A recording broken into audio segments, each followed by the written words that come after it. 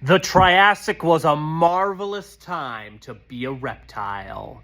Paleontologists have just described a new species of Triassic reptile from eastern France. They've named this new critter Murasaura, which means marvelous or wonderful reptile in Latin.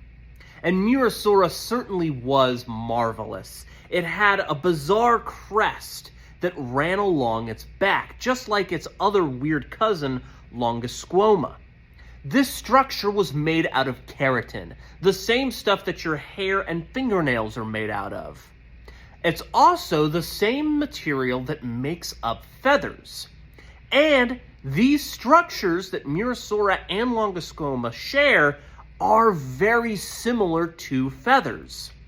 Unlike true feathers, however, which have branching sheets of keratin that connect to the base, Longosquoma and Murasaura had sheets of keratin that formed one singular sheet.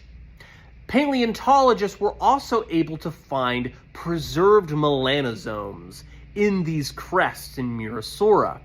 What they found was that these melanosomes were much more similar to those seen in bird feathers than in reptile scales or mammalian hair.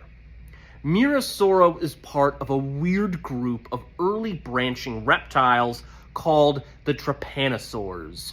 Superficially, they resemble chameleons, but they were far stranger. They had prehensile thumbs that allowed them to live in the trees, long prehensile tails, some of which even had a claw at the end to help grip onto branches, and weird bird-like skulls.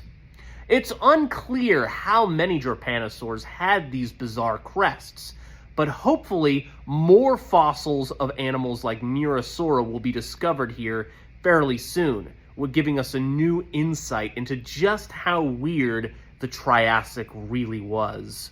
If you want to learn more about the evolution of early reptiles, come check us out at the Tyrannosaurus.